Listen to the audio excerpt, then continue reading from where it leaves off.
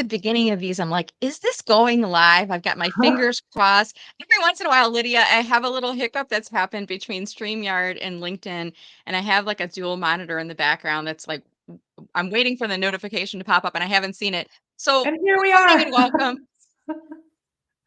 But for those of you who are watching, if you got that notification and you clicked and you're watching us right now, could you do me a favor? Drop a comment below and let me know that yes, the live stream picked up.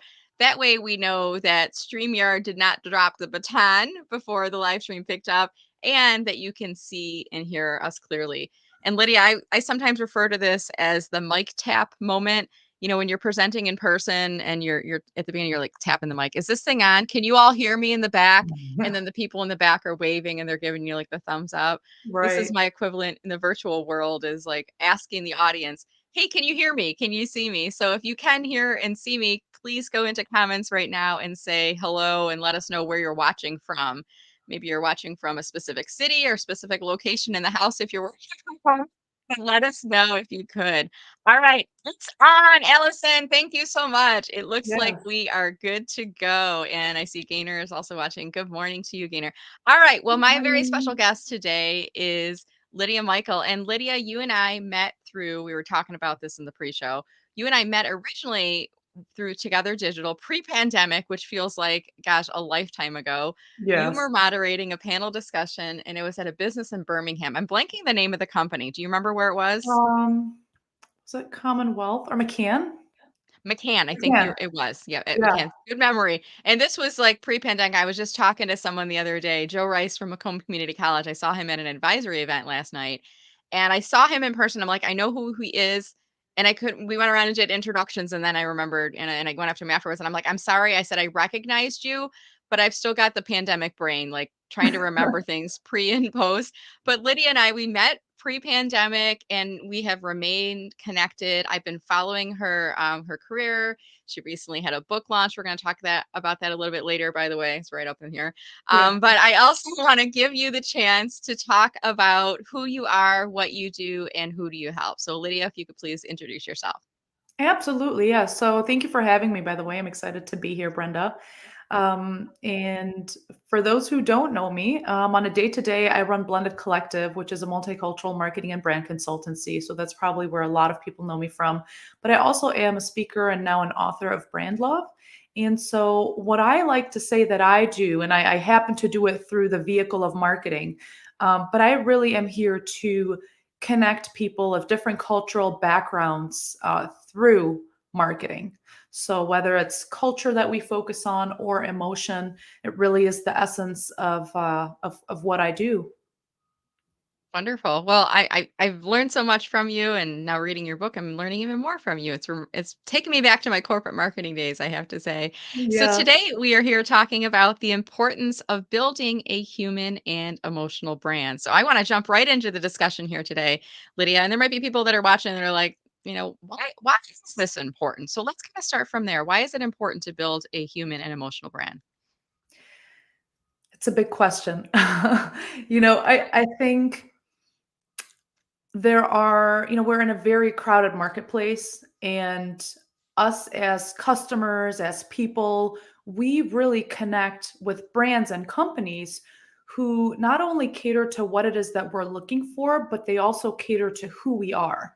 And what people a lot of times don't realize is we support and choose brands and companies who mirror to us who we are, what our values are, right? I mean, you see it a lot of times, and I know you referenced earlier the pre and the post pandemic, but especially during times of difficulty and challenge, people are very selective as to what they spent their money on and who they support. And so, because of that, it's really important that we really reflect who we are as a brand and who we are as a company. And a lot of times that relates to these human elements and these emotional elements. And that's where, matter of fact, a lot of that connection happens, and a lot of the loyalty in the long term um, results. And so the best way to do that is to connect with people on this human basis, this emotional basis, where we look at customers and at companies as people essentially.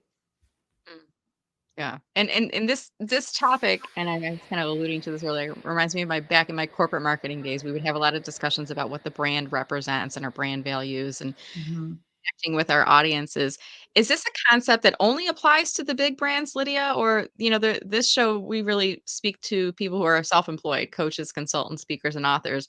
Does it apply to the individual, to the solopreneur as well, or is it only the big corporations? What do you think? No, I think it applies to everybody.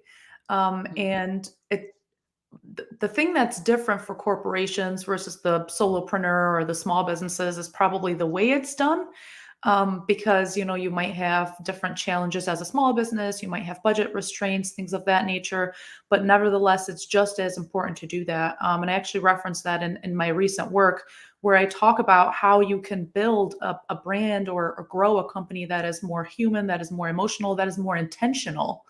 Mhm. And so I don't think it's a question of, am I a small brand, am I a big brand, but more so a question of how can I really create these genuine, authentic connections with my customers. There's a lot of That's a different great ways to do that.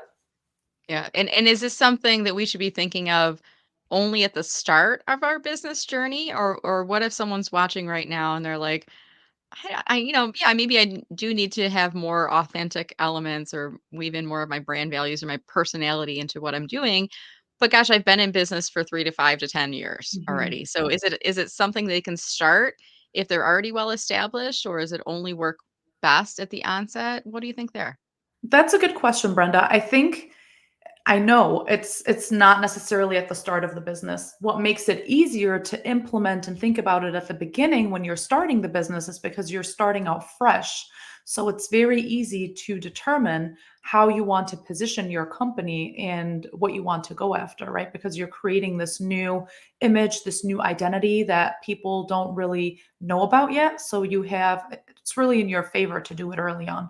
However, like you said, a lot of companies are already established. And I like to say, as a company and as a brand, you're always evolving, just like we do as human beings, right? We grow, we change with times, and we adapt. And so, because of that, I think it's really important to recognize what have I already done as a business, and where am I trying to go, and how do I fill this gap? What are the action steps that I need to take in order to implement some of these emotional elements? And I like to actually call them drivers.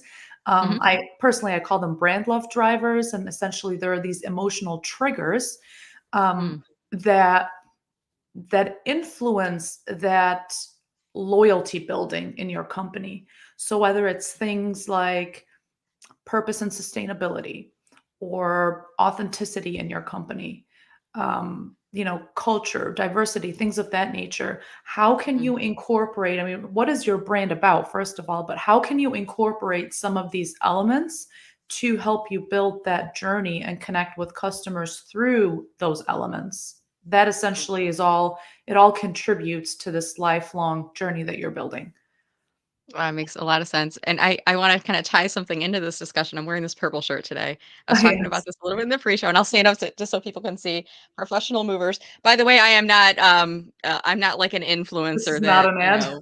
and I'm not like I am a fan, and you talk about in your book, Brand Love, you talk about this concept of, people building an affiliation with a company, and I saw, I believe it's the president of the company, Andy. If I've got your title wrong, I apologize, but I saw him speaking at a conference, and his business card, it's like a little cardboard box. It's actually a flat card, but you can fold it into a box. And Hmm. I've been following them for a while, and we use them when we move. They have these sustainable containers that you use when you're moving.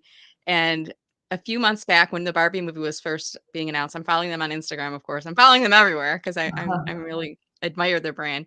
And they had a contest, and they said, "Hey, if you're going to go watch the Barbie movie, go into the chat, tag someone that you're going to watch it with, and I have to share the picture that they used was like Barbie in front of her dream house with a little tiny professional movers van, like sitting like Barbie was moving into the dream house. And Wow. I was like, it was so So clever. creative. It was so creative, and I tagged my husband, and I was a couple days later, I got a direct message, and they said, "Congratulations, you won the tickets."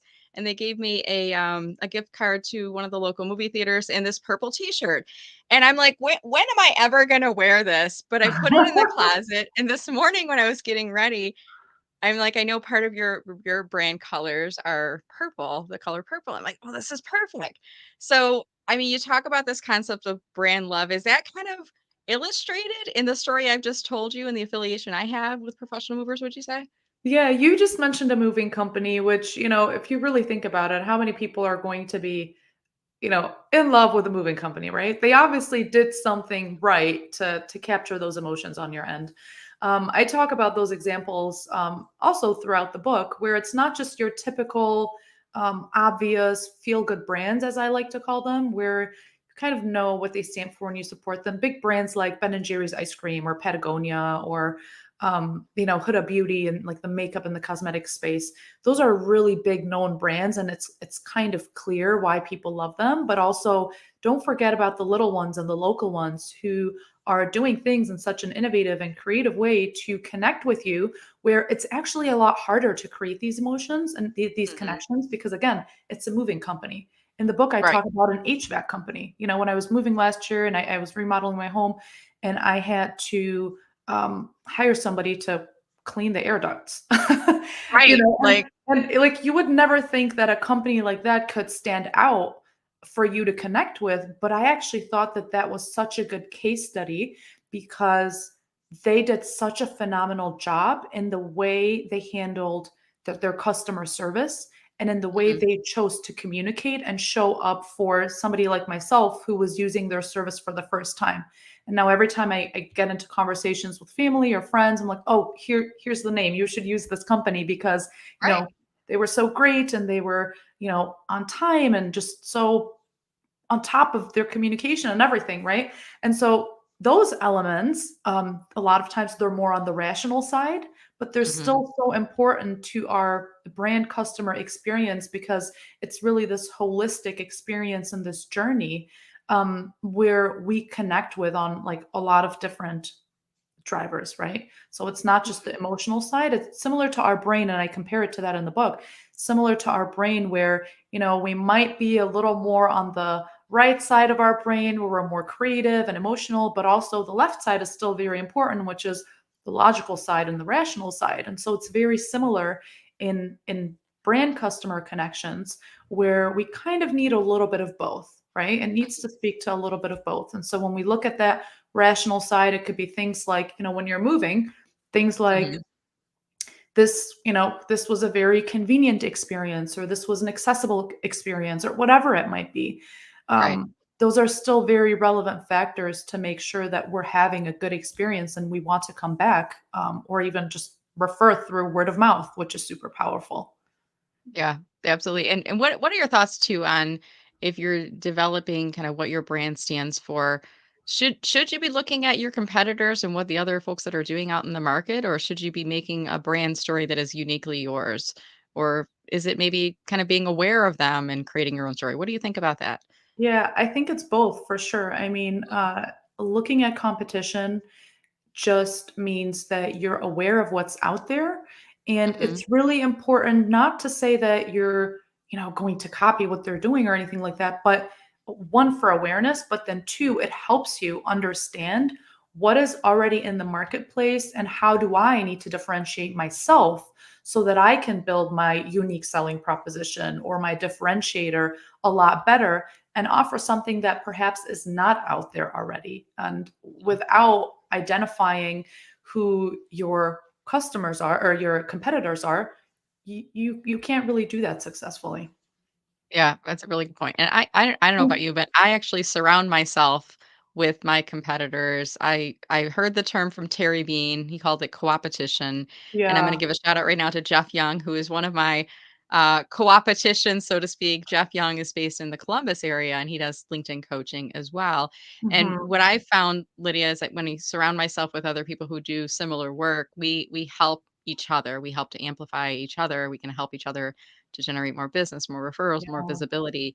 What's your take on that? I mean, should you make friends with your competitors, other people who do similar type of work, or what's your philosophy on that? Yeah, I actually am right there with you, to be honest, and I've done that a lot, and I don't know that I even like the word competitors because Do you I it mean, almost has. competition sounds fun, right? Well, I haven't even found a new word for it yet, but I think I'm gonna put that on my to-do list because Competitor to me always has this negative connotation. It's like, oh, it's your Yeah, competitor, stay away. But I've done it in a very similar way where I've actually reached out to them, I've connected with them, and you find that a lot of times, even though you might be in the same space and industry, the yeah, services that you offer are still a little bit different. Nobody really does it the way you do it, Brenda, right? I mean, right, you just referenced another LinkedIn coach. Hi, Jeff, by the way.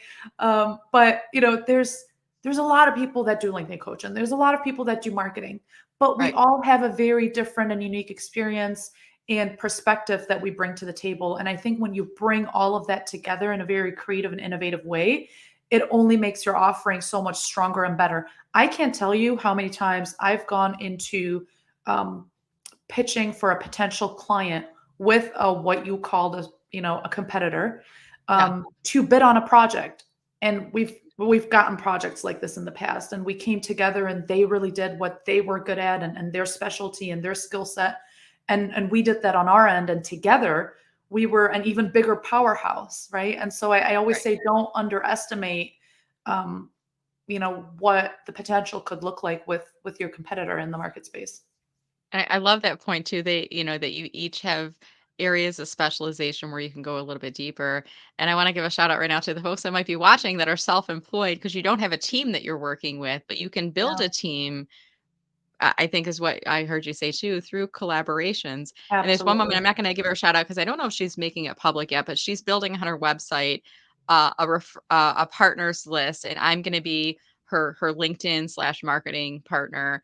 Yeah. That's helping to support that side of her business, and then she's got someone else who's doing copywriting and someone else who's doing graphic design. So she's almost creating like her org chart, if you will, but showcasing her collaborations that she's working on. I think that's part of what you're talking about here too, right? Like working with others to help with some of those areas of specialization. Yeah, I'm really big on collaboration because again, there's only so much that you're good at, I think, at a company. I mean, the companies to me that kind of do it all and they do, 30% here and 20% here. And at the end, it's like you're a jack of all trades, right? Right. But what are you focus on what you're really, really good at? And then surround Mhm. yourself with people who can complement the work that you either don't offer, you might not be that good at. And again, it just makes you so much more powerful. And it adds this whole element of diversity and creativity in the problem solving space too, and the way you approach a project. I think it really just enriches the whole situation. Absolutely. And since you're talking about diversity and inclusion, I know you have an emphasis in a lot of the work that you do on diversity and bringing in people from different backgrounds and making sure that we're talking to different audiences as well. I'm so glad the national conversation has shifted and we're now like, this is a part of what we do. It's not an afterthought. It should have been Mhm. this way all along, but I'm so glad to seeing that. Because of that, are you seeing more clients coming to you looking for your services because you've offered this type of a focus? Is that something that's differentiating you perhaps? I think that's a big differentiator for us because, again, there are a lot of marketing firms out there. We specifically focus on multicultural marketing and brand consulting. So for us, it's a very precise focus on how you can include both culture and emotion into your marketing journey. So Mhm. the process is a little bit different of how we approach a project. We really try to, you know, take the culture out of the brand that we're working with and look at elements that our potential client or our client doesn't think about as Yeah, part of their brand and storytelling. And I think that's really where we're able to make a difference. And that's just in the early stages of brand building. But of course, established clients that come to us and they might need help with their marketing or reaching different audiences or how to position themselves, whether it's online or offline, or even how to connect those all of those worlds to make sure that they have this consistency in their marketing and in their brand, which is super important too. I think the combination of all that is key. yeah. And it's funny because some people you don't know what you don't know. And as you were Yeah. talking about connecting your online worlds and your offline worlds, there's probably people that come to you that are like, okay, we have this problem to solve, but also tell us what we don't know that you think we should know, right? Like fill in the gaps for us and help us to understand. um, how to bring our story to the present day. Because let's be honest, Lydia, you've been in the marketing realm and branding building for a while. Things have changed. I mean, I think, 20 years ago to today, social media didn't really exist, Yeah. 20 years ago. And now it's I think still in the college textbooks, they're calling it new media. It's not brand new. It's been around, longer than some of the college students have been alive nowadays. Yeah. And I feel like, I don't know about you, but I feel like digital media and social media is part of traditional media. Would you agree with that? I've never actually looked at it that way. Why do you say that? I feel like, because there are a lot of the college textbooks that still it's a special chapter that still talks about it as if it's a newer technology, whereas traditional marketing, it's the broadcast mediums, TV, radio, outdoor, print, Yeah. billboard, and now, there's social media, and it was kind of like a novelty. And I remember in the beginning, marketers were I don't wanna say challenged by it, but they were like, "Well, is this a fad? Is this social media thing gonna be long term, or will it be a part of marketing?" And I think there's many of us that embraced it early on, and we're like, "No, this is it. This is here to stay." I see some similar things happening right now with AI and ChatGPT. I think there's some Yeah. resistance to embracing Mhm. it, but I kind of feel like social media and digital media is now a part of the traditional mix for folks. I I never look at it that way. I always think, that the whole digital, the social space is kind of separate from that traditional. That's the kind of how I viewed it. But you make a Mhm. very good point too, as you reference AI, and we're here to talk about, how to be more human and emotional. And I keep telling everybody as it relates to AI, one, there's been a lot of fear around it because people, especially in the marketing space, have this Mhm. fear that it's going to replace their job. Yeah. Um, and I personally think that if anything, it is going to show us humans and people how to be more human and how to be more emotional. Because if there's one thing that AI doesn't do, it's that. Mhm. They don't know how to be Right. human and emotional. At the end of the day, it's very dependent on your prompt. It's a computer. It does what you tell it to do, and there's obviously still a lot of challenges with it too because of the misinformation that is shared through AI and Chat GPT and all of that. So recently I was experimenting with ChatGPT and I put in a question that would have required the response to be very emotional. And I can't Mhm. remember the prompt, and I think I took screenshots of it. And I remember getting back a response saying, I can't answer this question for you. I don't have emotions. And I'm Right. like, that's right, you don't. And this is why we're going to be so much more valuable. And we have to understand where we still come in and provide value in that space, right? With that in existence. So it's more so how can AI complement the work that we're doing and perhaps help us make our lives easier, where it will then allow us to be more strategic and to focus on the bigger picture and things that matter versus taking up our time with, little day-to-day stuff. Make Right. sense? I like totally. And I was listening to, I don't know if you know Kendra Corman. She's a local marketer here in Metro Detroit. Her No. podcast, she was interviewing someone, and I can't remember the name of the guest. Maybe she'll tag him in here. But they were talking about AI and Chat GPT, and this analogy really helped me to kind of understand where it could be used. Think about AI and Chat GPT almost like as a calculator. We still need to know math, because Yeah. when you put inputs into the calculator and you get the solution, you need to kind of figure out, does that make sense? And Yes. right now my daughter is in, 7th grade, and she's doing algebra, and I'm it's like bringing me back to high school when I used to do algebra is in middle school now for her. But it's like plugging things in, and I'm like, "Does that make sense?" Like, you have to know if the inputs coming in are giving you to what should make sense in the output.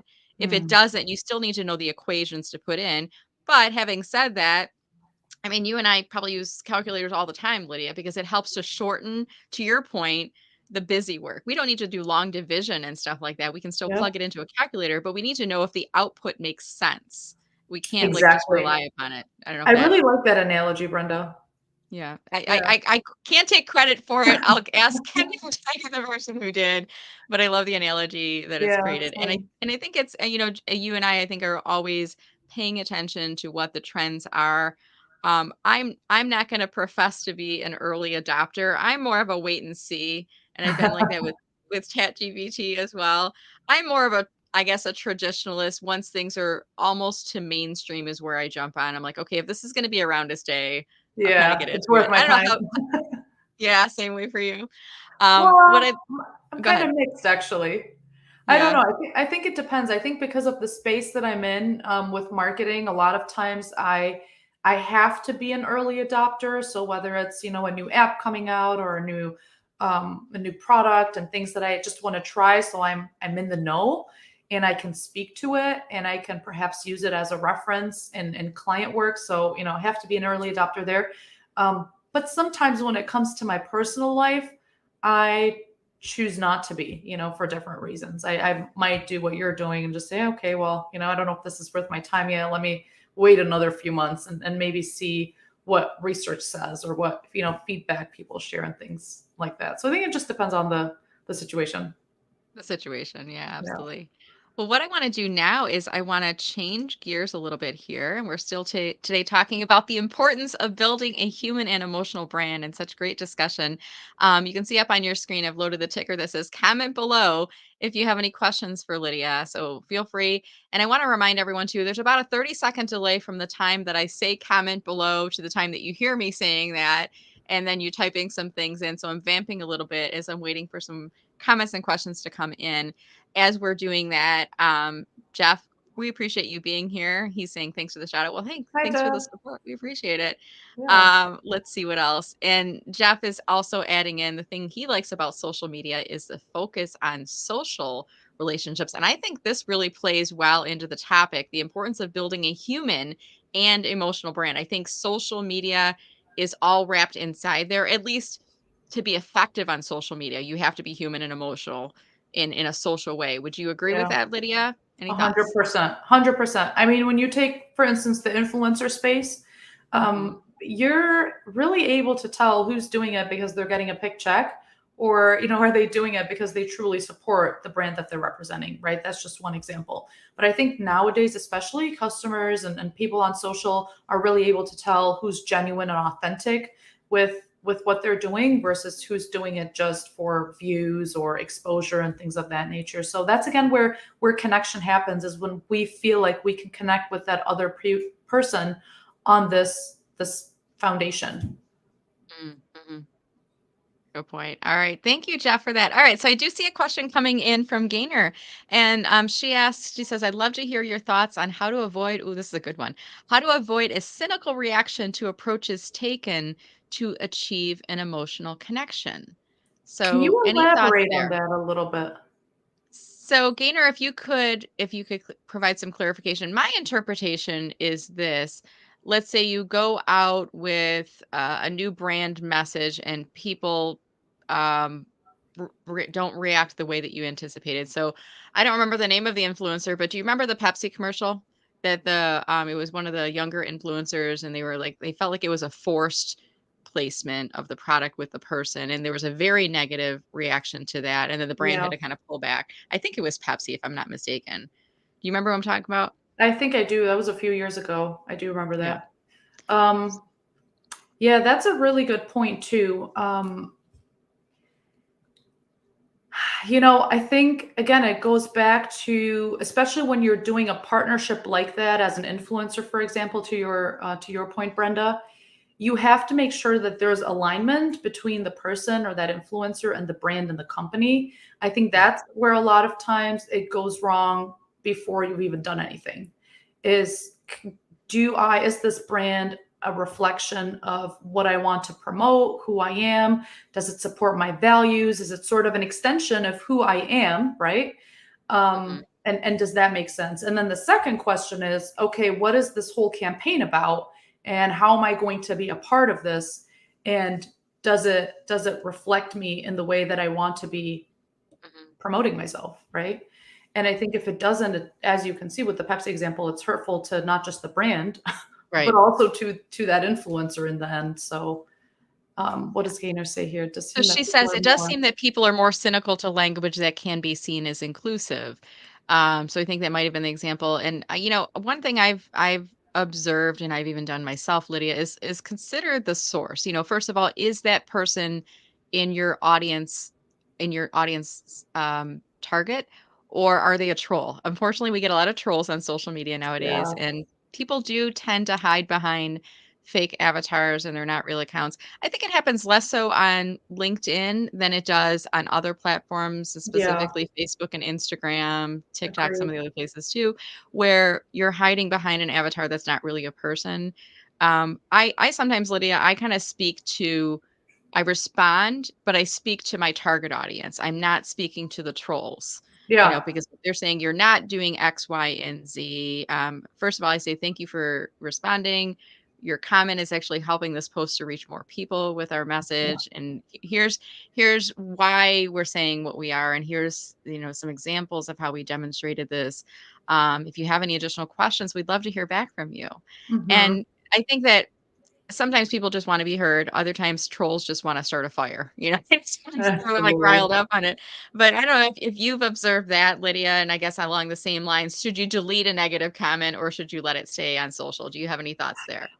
I think it depends on what the comment is, to be honest. I don't know that I haven't really run into any comment on our end that was so bad that we had to delete it, but I don't want to say you should never delete it because it really depends on, sometimes things can be very offensive, culturally or just to your customers or your platform to the point where it really doesn't need to live there. But I think in general, the way you approached it, I really like. You can't be everything to everyone, and nor should you try to be. And Yeah. so because of that, it's really important to figure out who's my audience, who am I speaking to, what information is relevant to who I'm trying to attract, right? And so Mhm. you can't make everybody happy, and everybody's going to have an opinion, and that's okay. And yeah, it becomes part of the conversation. I've And kinda might even noticed too. spark more conversation to your point, it helped you reach more people and it's getting more visibility, but also it could stir up other interesting conversations that are not always bad just because they're not in alignment with what we're putting out there. Yeah, sometimes I've noticed too, if I get the trolls that are attacking me or my brand, sometimes I get people like Jeff that will jump in, and Dan Roth was another friend. The He'll jump in rescue. the comments and he'll be like, "Okay, you missed the point, buddy. Here's really what the point was of this post." But I and to your point, when you're creating this brand that's creating this really strong connection with people who are your advocates and your consumers and your customers, you do get them jumping in and being protective about you and helping to support you. Jeff does a really great job. Part of his personal brand is he creates a lot of acronyms. I used to I publish love this. it. Yeah, I used to publish this LinkedIn rockstar list, and Jeff actually had created a acronym for the word rockstar, where every letter stood for something. In this example, he's saying, in order to make it who you are, you should always brand, be real and never doubt, and never bland, never be a loser, and never distinctive.